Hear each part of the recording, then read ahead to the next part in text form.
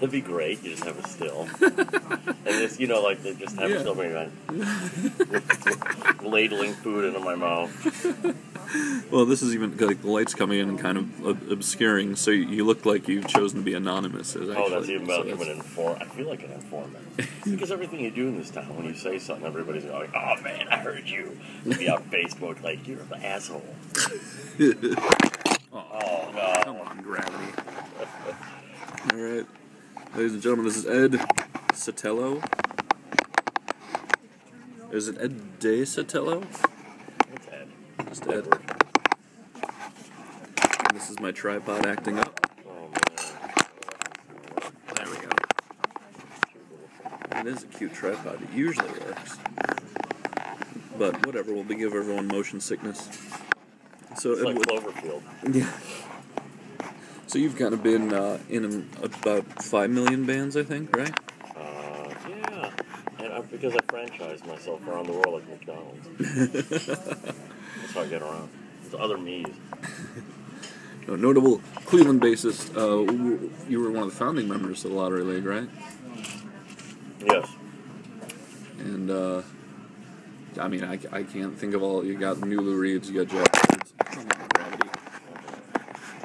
There, it's just going to be at a weird angle. You're going to look like you never had V8. But, sorry.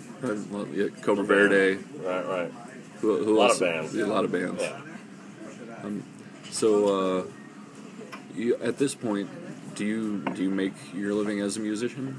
Well, I think I was let's just say I was trying to, and I was lucky enough to get hired at School of Rock. Okay. So I am making my living as a musician, just not as a performing one. You know.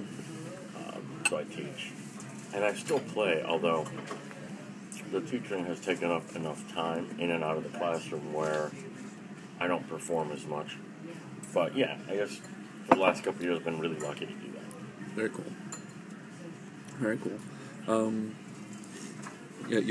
Sorry, we were just eating delicious food before Frank's this. Falafel. Yeah, Frank Falafel. Plug. There was a squirrel that comes up to the door. Oh, he's right there now too. Oh man, look at that. Maybe we could interview the squirrel. That's insanely adorable. Checking out that bird. Oh. Look at that squirrel. Sorry, a little off topic, but he wants some falafel. Squirrels love falafel. All right, sorry. So far, this interview has been very intriguing. I'm sorry. What have you noticed?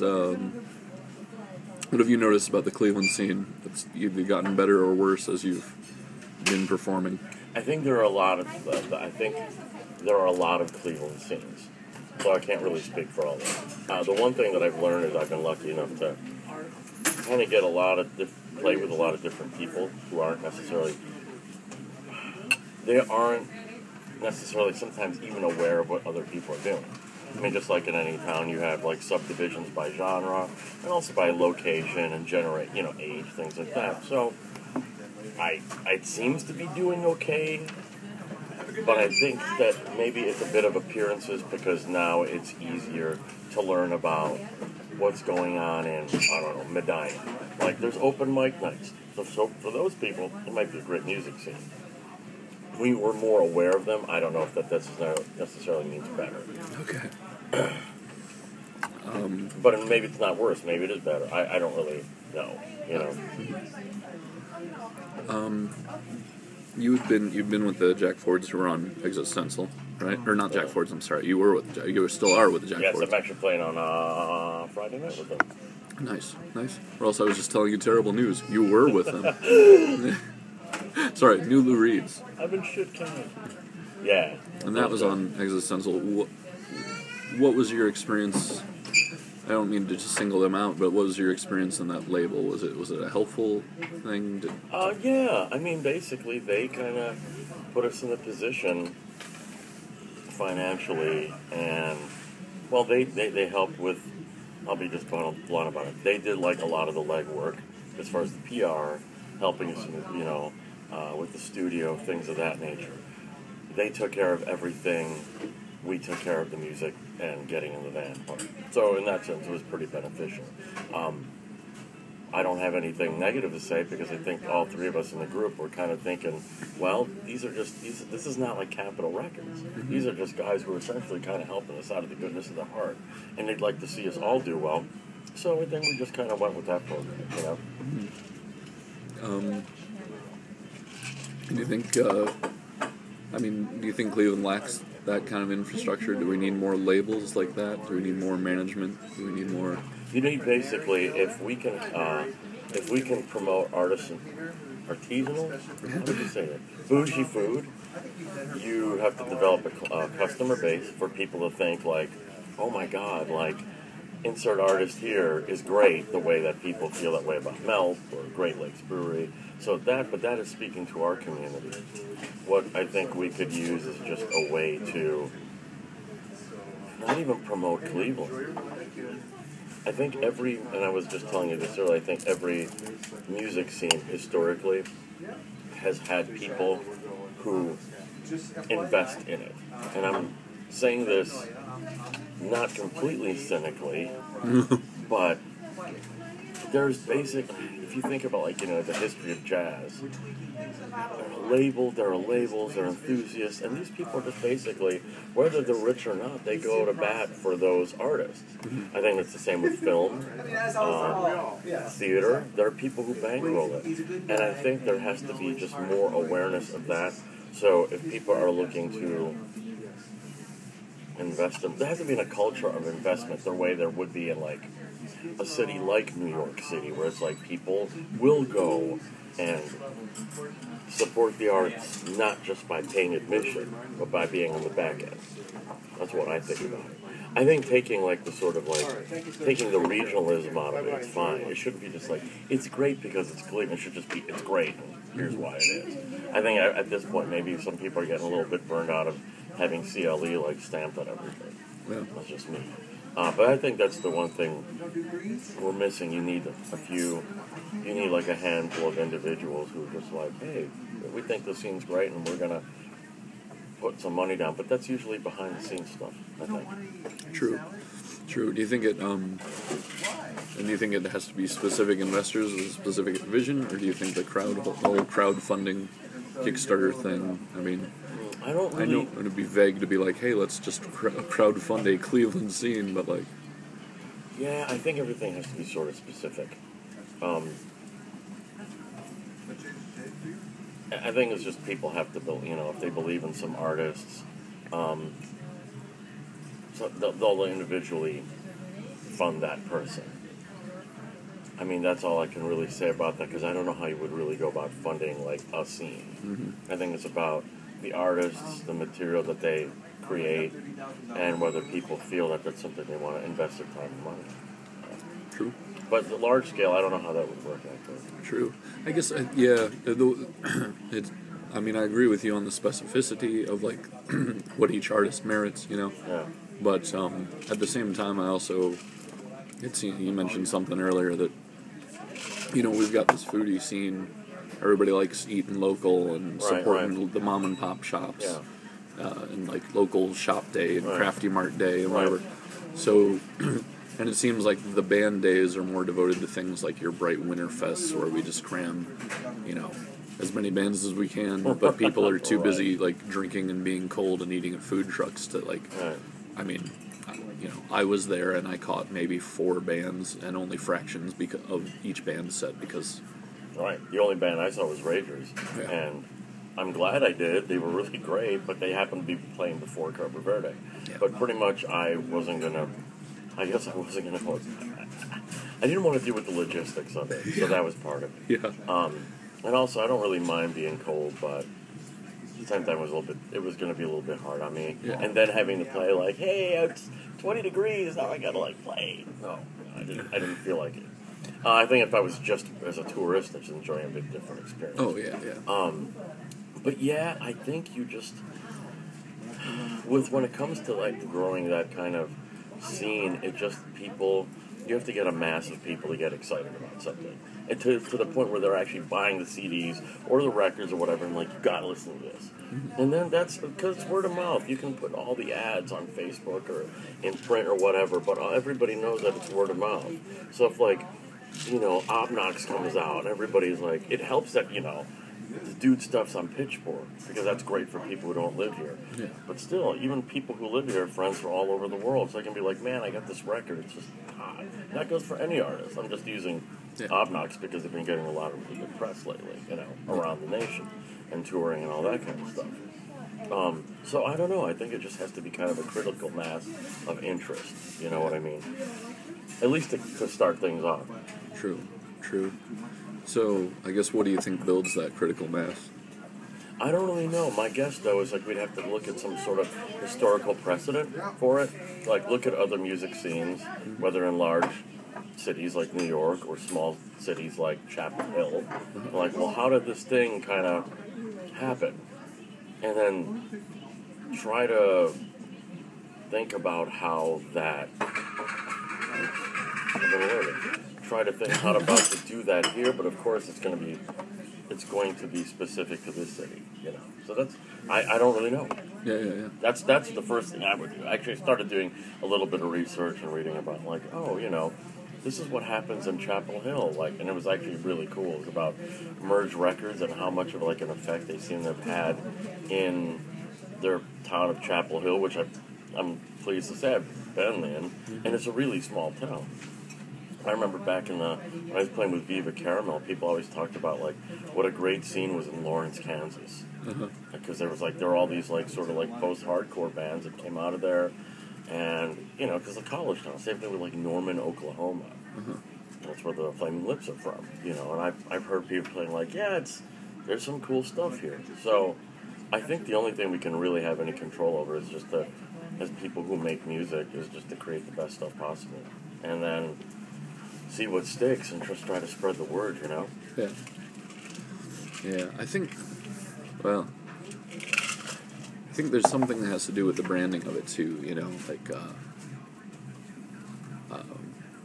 I'm wondering when you talk about CBGBs, we think of what Blondie and the Ramones and Talking Heads. None of them necessarily sounded exactly alike. Right. But I'm just wondering if there were some other bands we never heard about, like the Coffee Cups and the Zany Bows or something, who who were always standing outside going, "Let me in." Was there a quality control or? That's a real. I think it was either on DangerousMinds.net or something, where there was it was on YouTube, so they linked the video, and it was a TV show, I think, about CBGBs. It was a sort of fictionalized. It was like a sitcom, and I think that's what it was, or maybe it was just a movie. And it was about the characters who worked there and hung out there. And some of the bands were cool. Never heard of them before.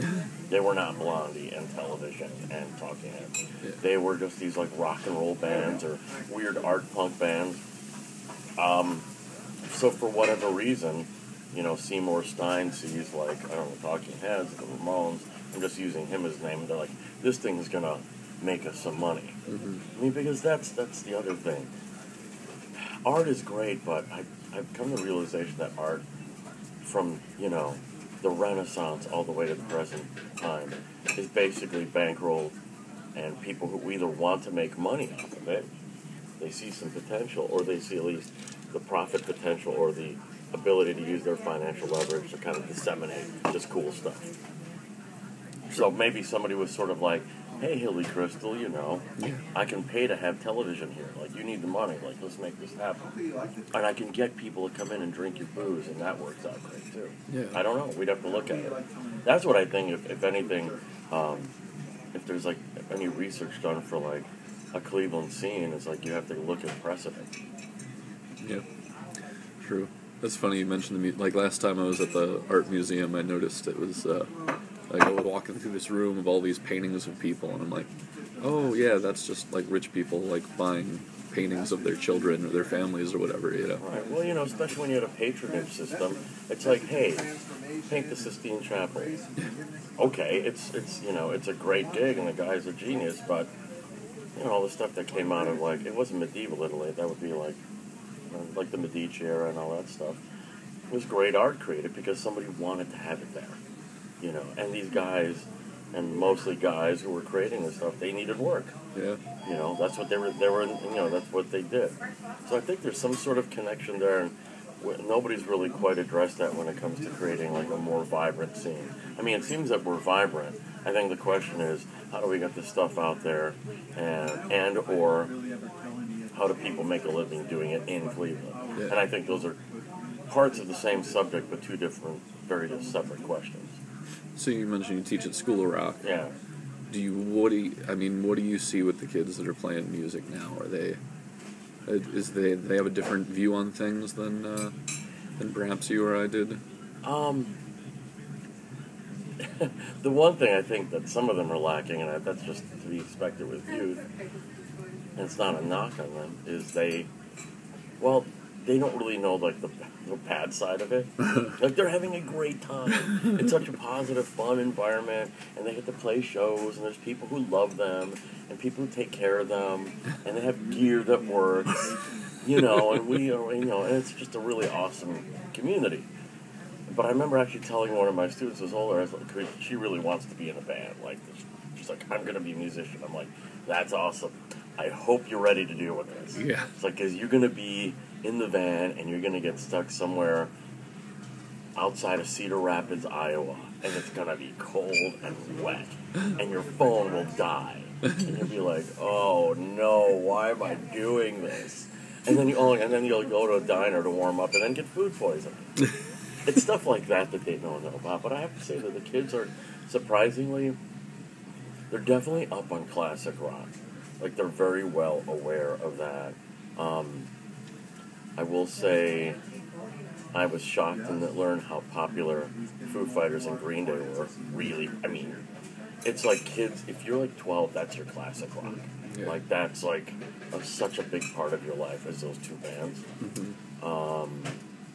But, they still have, like, kid-like curiosity. And, yeah, there's no record stores to go to, but they're just as passionate. So if they discover a band that they really like, they'll, like, spend all night going online and finding every video and Spotifying everything. So, yes, maybe they don't go to a record store and, like, go scrambling through the stacks for a CD or for vinyl records. Or maybe some of them do, actually. They do buy vinyl. Oh, yeah. But they're just as enthusiastic, The only difference is they just, once they get experience, they'll find out that it can be fun, but also kind of challenging. Yeah. Yeah. Well, I wonder if it's just more like an optimistic view. Like, there aren't any. Do they have any more of an understanding or less of an understanding? Or just youth is wasted on the youth. I don't know. No, they're having. I used to be probably more of a cranky old man about it, but it is actually kind of fun. They really do have like an infectious joy when they discover something new, and they just can't stop playing it or listening to it. You know what I mean? So the only thing, I guess, they're not really missing that much. I don't think. I mean, some of them listen to crappy bands like 5 Seconds of Summer, and people will say there's a lot of garbage out there. But look, I mean, I'm sure when Sugar Sugar came out by the Archies, there were a lot of people like, this is garbage. Yeah. So people are going to consider something to be garbage in every generation. And I just, they'll play this stuff for me, and I'm like, I don't really like it. And they're cool with me not caring. And I'm cool with not caring about it either, you know what I mean? So. Do you wish there was more work as just like an outright session musician? Do you think that would be something that this town is lacking or in need of? Does that world even exist anymore? Well, it doesn't, but it, because we can cut our own records. Well, yeah. You know what I mean? You can play like 5 different instruments or something, and if you can't get the drum track right, you can just go and chop it up and resequence it. Which I'd never do. Right, never, ever. I've never just sampled a beat. I've never moved a bass note around or a guitar. I don't really think. I mean, the only place that works in is like super big level, high level stuff. Mm-hmm. But I don't even think I don't think Beyonce pays a band of musicians to cut a record in the studio. No. I think they pay them when she goes and does like a performance at Madison Square Garden or something. But it's pretty much her and an engineer, maybe another dude who sequences stuff. Yeah. And you know what I mean? Like, I don't think that world exists. It'd be kind of cool, but it's just not really cost effective anymore to do that. True. You know. Well, and from a live standpoint, do you think there's a need to have like a call list of session musicians for singer-songwriters that want to go on tours and stuff? There kind of is. I think that if you're like in the loop with people, like in your own particular group of acquaintances or friends, you can at least have a conversation like we're having and being like, hey, I mean, any situation I've ever gotten in, not just touring, but playing with anybody, was sort of like, I knew, you know, to paraphrase Sexy Beast, I know a bloke. Who knows a bloke? So it's sort of like, you know, when I'll use Brent Curry as an example. I met Brent through my friend Matt Charbonneau, who still occasionally plays with Brent, and Matt and I were working at Roots of American Music, and we all went to see the Indians, and we were in the playoffs, and it was awesome. And we had a blast. And I just got to meet Brent then. I think he was there. I mean, my memory's cloudy. But I ran into Brent years later, and it was at the Happy Dogs with the old ownership, and he was like, hey, Edo, what's going on with you, man? And I was like, nothing. And he said, you playing with anybody? And I really wasn't doing much. I said, not really. He goes, hey, I need a bass player. And I was like, okay, does it pay? He's like, yeah. And I'm like, okay, let's do this. And then like 13 days later, I had my first gig and was like terrified because I hadn't learned all the songs. But you know, we wouldn't have happened if it wasn't through like friendships, and that's how it works, you know. So you don't really need a list because you don't want to go on tour with a stranger. Maybe they smell funny. True. Speak of Brent Curry, he's someone obviously he's a great dude in this town, and someone I'd like to get on tape. But what do you attest to from an outside view? Someone like Brent, who is one of the few musicians in town that seems to be making a living as a performing artist. Is that just his conviction? Is that like why is it work out for him? Yeah. The man has the unstoppable hustle game. I don't mean like hustling, ripping people off. I mean, he works extremely hard at getting work and keeping work. And I mean, that's what he's an incredibly driven person. And I remember having a phone conversation with him. I said, I'm glad I'm not a singer-songwriter that makes a living being a singer-songwriter. I couldn't do it. I can't deal with those people. I don't want to have to deal with like a bar owner and worry about settling up. And, you know, it's not in my disposition. Brent's very good at it. And he's a really good performer, so he's good on the business end. He goes out there and he gives it all his all, and his tunes are good, and people just respond. I mean, it's almost that simple, but it's not for everybody. Yeah. You know what I mean? It's really not for everybody to do that, because some people I've played with and people I know just don't have it in them. They have to go and talk to people every night. I mean, there's some people, they just want to go and play guitar or play whatever instrument and perform. They want to be done with it. They don't want to have to deal with getting ripped off or not ripped off at the end of the night, you know? Exactly. And I think that's one of the reasons why he does. That's why he does how he does what he does. Nice. What else we got? So, is the lottery league going to be a thing again? I think so. There's talk about doing it in 2016, I think. Okay. I'm not 100% sure yet. There's a future for it. I'm just... Because we missed was it supposed to be an every other year thing? No, there was, there was talk every 2 to 3 years. Oh, okay. So, that's all, that's what I'm aware of right now. Fair. I mean, hopefully that's what happens. Yeah. That's a fun event. It was really great, yeah. So, I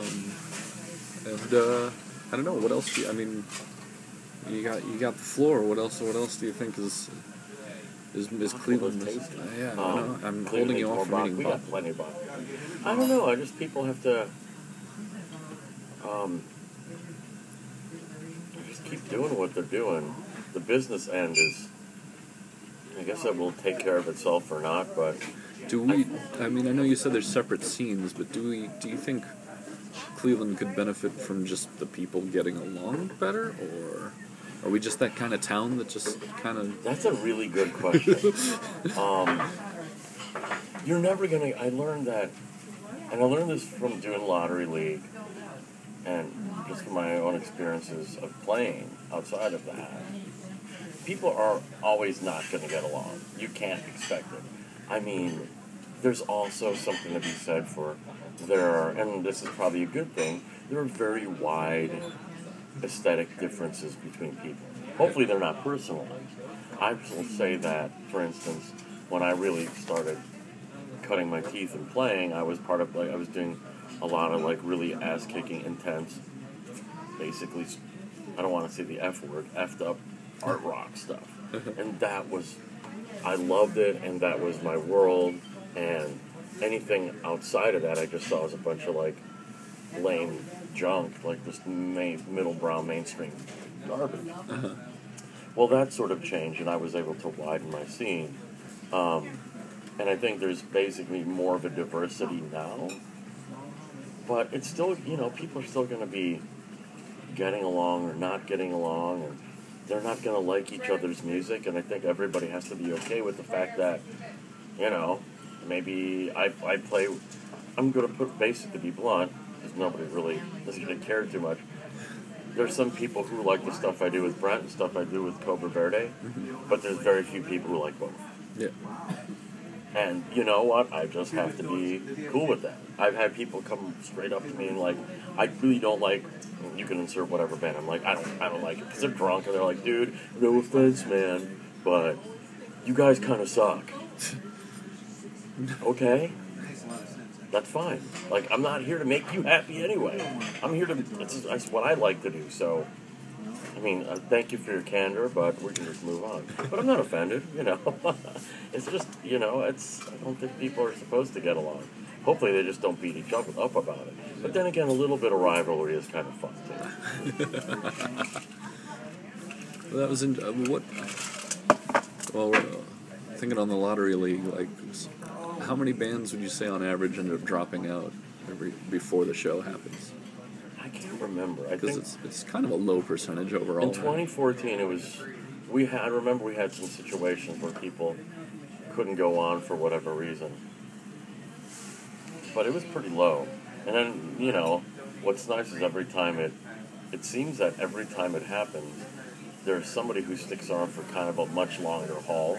And now there's there have been Chris and Hiram Maxim, but those guys formed because of Lottery League, and now they got a record out, and, they're going to be doing some out-of-town dates, and that was what was that? I mean, they've been around for 2 years now. Yeah. So they were I think they might have been around the longest, but I'm not sure. And I think ultimately, from my point of view, as somebody who organized it, it was great that everybody made this cool art, but it was just more worrying to see people actually become friends and have fun and have a good time, Whether it went on beyond that would be great if it did, if they liked it. But ultimately, it was just seeing people who hadn't met each other. I mean, I know a couple times people being oh my God, this has been so much fun, and I never knew that person. Yeah. And now we're hanging out. I'm that's awesome. So that's great. No, I've been very grateful to be included in those Lottery Leagues. Yeah, you played with... I played with Bourbon Outfitters, which had Ken Picklemeyer, John Cicilla. Yeah, John and I went on to record some music together. That's right. Boy, I can't remember who that was. I can remember the faces, but I can't pick out the names. That was in 08. Did you? It was 08. 2010? In 2010, I was in the Nudicles of Leah. That thing was amazing. I mean, I was in a fox costume, so no one could recognize me. I thought that was seriously... I forgot about the Nudicles. That was it was did anybody tape that whole thing? Videotape it? It's on YouTube in all of its vulgar glory. Oh man, I laughed my ass off. It was props, costumes. I should have to do it. Yeah, I should take the 3 different videos and edit them to get different shots. Yeah, that'd be great, because that was a lot of fun. But all those people, and then the last one I was with Rosanna and Paul and Kat. Which group was that called? Hot Dignity. Oh yeah, okay, yeah, I think you guys do. And that was, the sad thing about that one was we were having so much fun jamming that we had like 10 or 12 jam ideas. Really? And we whittled it down to 4 songs, but my computer I used to record broke during that period. And I was like, guys, we gotta get, even though it's like it would be better to do it in the moment, but really we couldn't. hard, So there's some really bad cell phone recordings, and that's about it. Too bad.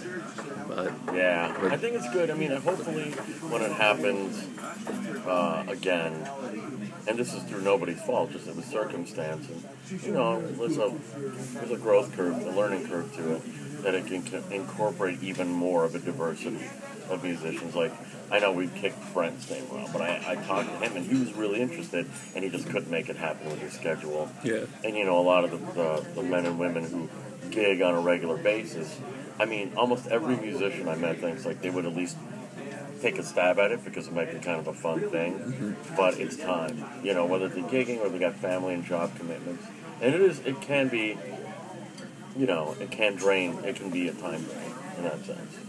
Yeah. But hopefully it'll incorporate everybody from like more metalheads, more hip hops, and classical musicians, bluegrass people. I mean, that's the whole idea.